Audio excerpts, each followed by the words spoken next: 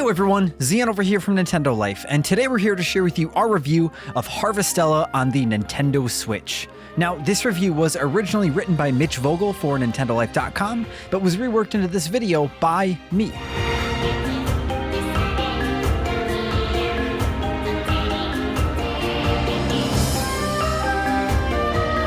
These days, it feels like games are generally cast into either the indie or AAA categories, regardless of their genre. Square-Enix has been a major publisher that's notably been pushing back against this dichotomy by putting out several games that are smaller in scope than something like the Final Fantasy VII Remake series. But these games still have higher production values than a budget indie title.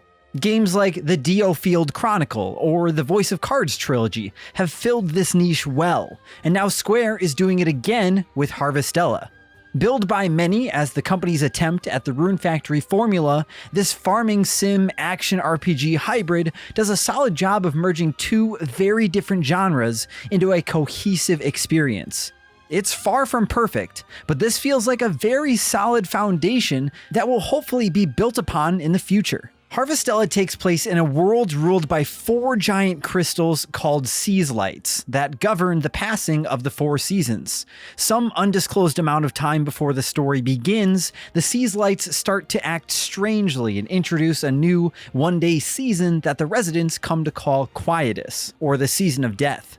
During Quietus, an evil death dust fills the air, and anything living that ventures outside will die upon contact with the dust. Well, except for your conveniently amnesiac character who wakes up on the ground outside in a village during Quietus. After somehow surviving, the locals let you stay in a shed on the edge of town while you recover your memory, and you soon start to try your hand at farming because why not, right? You gotta eat somehow. Eventually, you get caught up in a grand quest to investigate the Seas Lights disturbance and hopefully learn more about where you came from.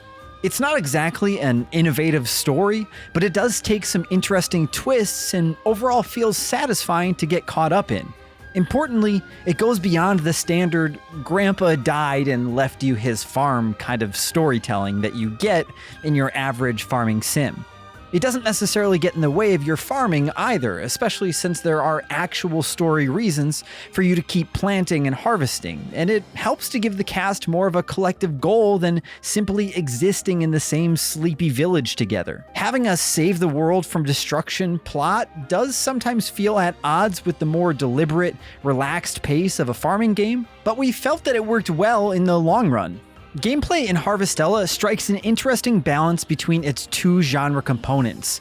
It doesn't tackle either of them better than many pure farming sim or pure action RPG titles, yet its unique method of merging the two together produces something that's remarkably satisfying anyway. On the farm sim side of the gameplay loop, all the expected elements are here. Each season lasts for 30 calendar days, and the clock is always ticking, which pushes you to prioritize chores and tasks you want to accomplish each day. You have to be diligent with things like watering and regularly reseeding your fields to get the most out of them, while the crops you can plant change by the season.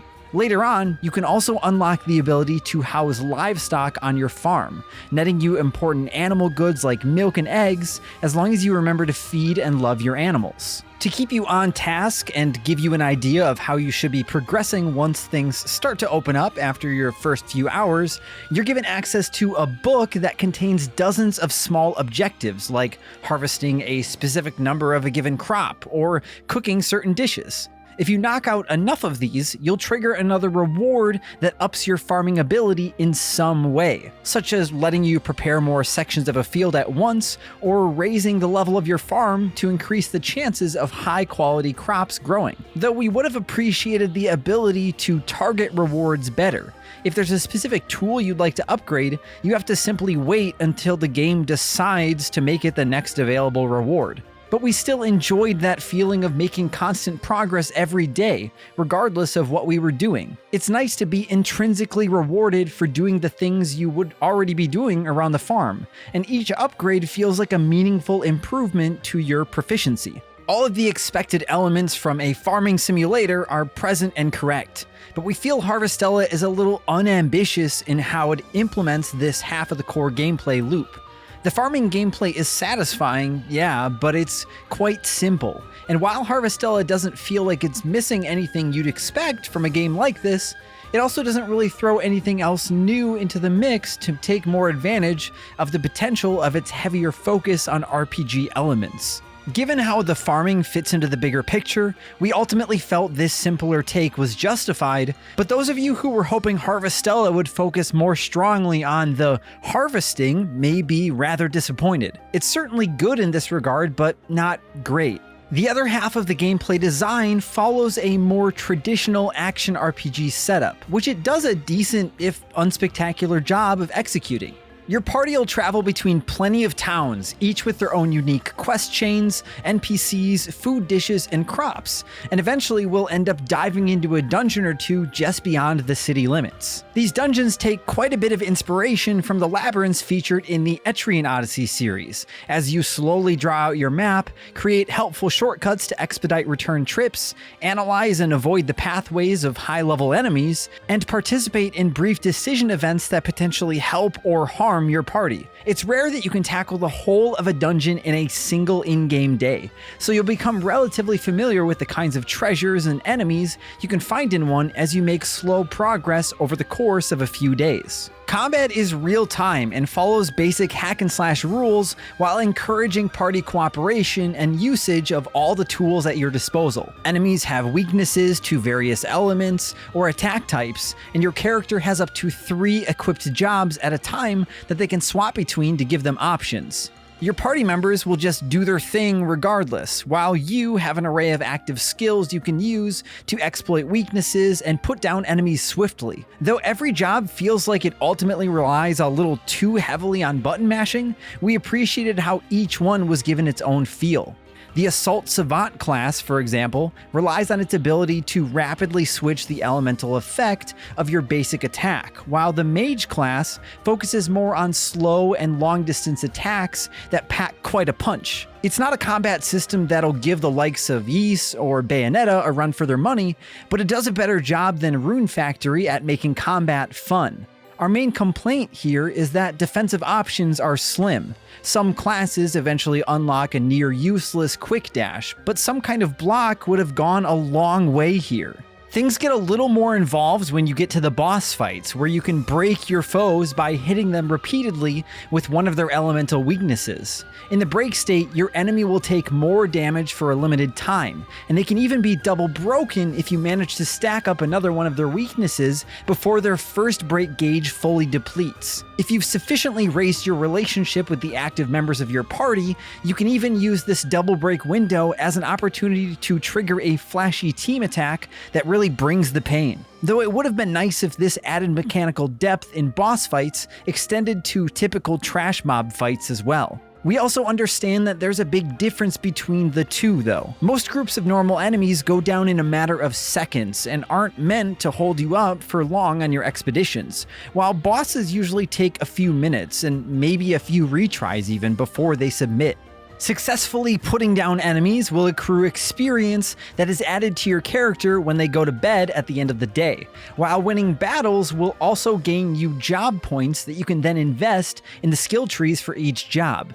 These aren't too complicated, nor do they take all that long to finish, but each tree still satisfies by offering you new attacks and helpful stat boosts that will make that class that much more useful when you switch to it in battle.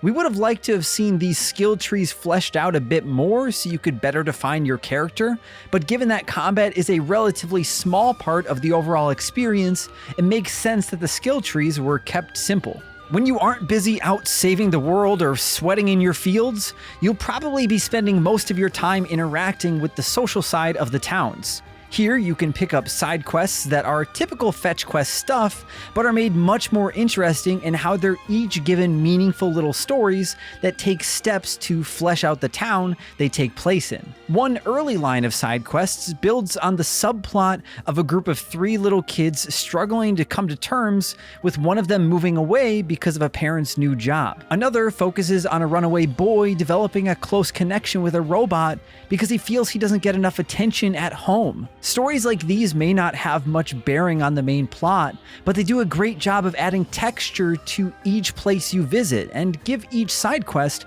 more meaning than simply being a simple one-off chore you're handed by a nameless NPC. Eventually, side quests will be opened up for your various party members and some named NPCs, and progressing these will not only deepen the character's backstory, but it'll also raise your friendship with them as well. Not only does this allow you to eventually ask them to come live with you as your partner, but each step of closeness will unlock small passive stat boosts that benefit the party in battle. We appreciated the kind of synergy present in this, as you're given compelling reasons on both the gameplay and story fronts to do these quests when you can. Now, as for the presentation, Harvestella features strong art direction, though the execution sometimes feels like it's being held back by the hardware. There's a certain otherworldly charm to the soaring crystal structures looming in the distance, and we quite enjoyed how each dungeon is given different color palettes and thematic value.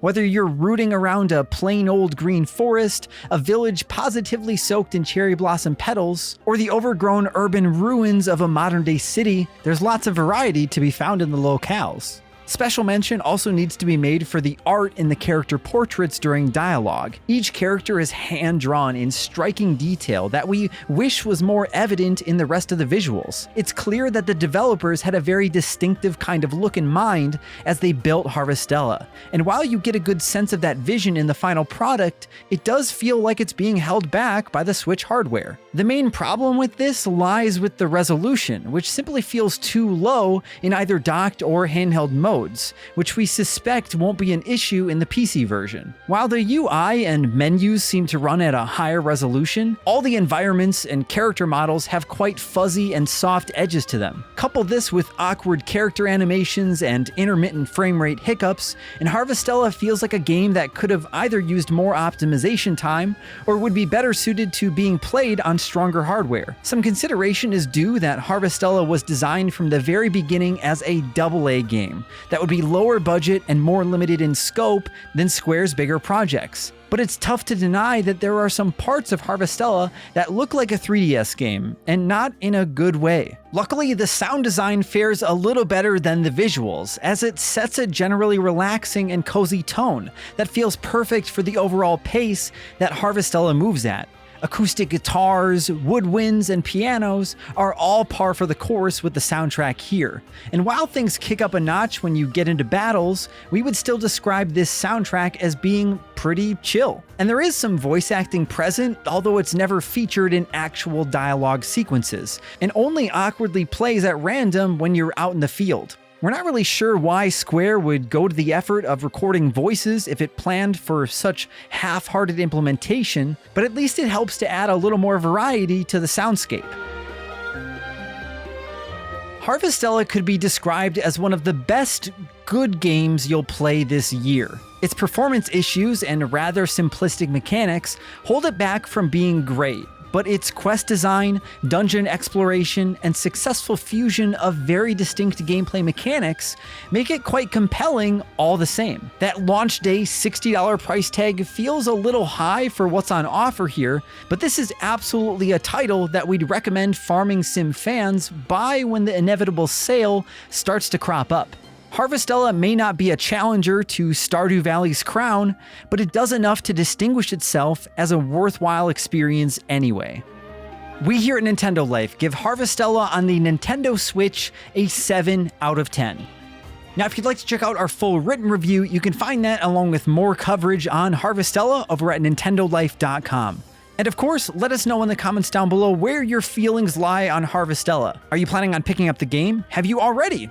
Did you know there's a demo that you can download and you can play the game right now for free? Let us know what you learned in this video and share something in the comments down below. And of course, if you enjoyed this video and you want to see more videos like this, then why don't you go ahead and raise that subscribe button like a crop by giving it a good old click, and then ring that notification bell to send it in the barn for the night. To be notified whenever we put up a new video. Thank you all so much for watching, and thank you to Mitch for spending so much time with Harvestella. I'm Zian from Nintendo Life. Stay safe out there, and we will see you all next time.